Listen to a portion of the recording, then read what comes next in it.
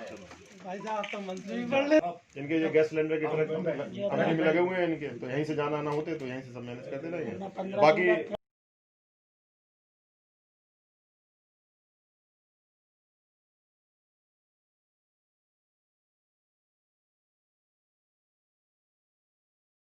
नमस्कार, आज कहाँ पर आपने उद्घाटन किया ऑफिस का?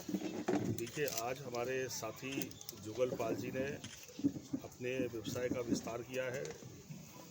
ये तमाम क्षेत्रों में पब्लिक सेवा कर रहे हैं। इनके एक नए ऑफिस का उद्घाटन हुआ, उसमें सभी पार्टी, समाजवादी पार्टी परिवार के सभी सम्मानित साथी उपस्थित हुए। हम लोगों ने शुभकामनाएं दी हैं।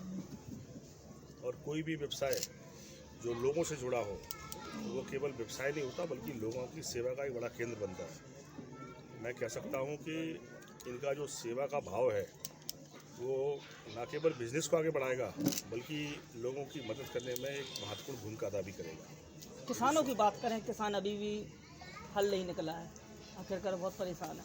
इसके बारे में क्या ख्याल है, क्योंकि आप ज़मीनी स्तर से किसान हो, किसानों की सुनी है आपने। देखिए, किसानों की इस देश में पहली बार इतनी बेदर्दी के साथ बेरुखी की जा रही है। इतना लंबा आंदोलन तो अंग्रेजों के ज़माने में नहीं चला। वो भी इतने संवेदनशील थे कि एक ऐसा समूह जो पूरे देश की पहचान हो। हम लोगों ने कई मौक़ों पर कहा कि ये किसानों की बात नहीं है बल्कि देश के मालिकों की बात है। ये देश ही किसानों का है और इनके लिए इतनी बड़ी लड़ाई लड़ी जा रही है।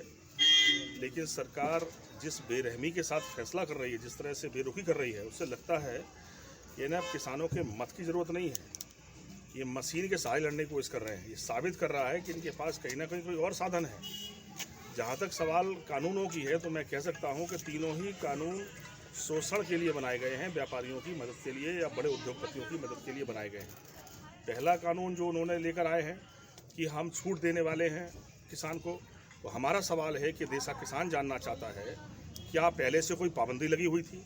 पहले से भी इस बात की पूरे देश में छूट थी कि किसान मंडी के बाहर भी कभी फसल बेच सकता था अपनी। दूसरा कानून जो लेकर आए हैं भंडारण का, मैं कह सकता हूँ भंडारण कानून सिर्फ इसलिए बना था कि बड़े उद्योगपति फसल की कम कीमत पर लेकर भंडारण करके आम उपभोक्ताओं को बहुत महंगी ना बेच सकें, बीच का मुनाफा ना कमा सकें, इसलिए कि ये कानून बने थे देश में।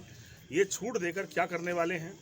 तीसरा जो मौका देने वाले हैं कि बाहर कोई भी उद्योगपति देश के बाहर का बिना किसी रजिस्ट्रेशन के किसान का माल खरीदेगा कहीं सड़क पे खड़े होकर, ये तो वो छूट है कि लूट करने की कोशिश है। ये तो मैं कह सकता हूँ सरकार उन उद्योगपतियों को लूट करने का मौका दे रही है। वो अपने एजेंट को भेजेंगे, बीच में कोई नकली एजेंट भी खरीद करेगा और जब पैसा किसानों का लेकर भाग जाएगा तो ढूंढते रह जाएंगे लोग। मैं कह सकता हूँ रजिस्ट्रेशन इसलिए दुकान का ज़रूरी है कि कम से कम वो उपभोक्ताओं का शोषण न कर सके, या जो बेचने व्यापार जो साधक जो भी है व्यापार करने वाला है, जिसके साथ व्यापार करो से बेईमानी न कर सके। मैं कह सकता हूं कि ये सारे कानूनों से छल होने वाला है, किसान को धोखा मिलने वाला है और दुनिया में जहां भी ये कानून पारित हुए हैं वहां किसानों की हालत बिगड़ी है।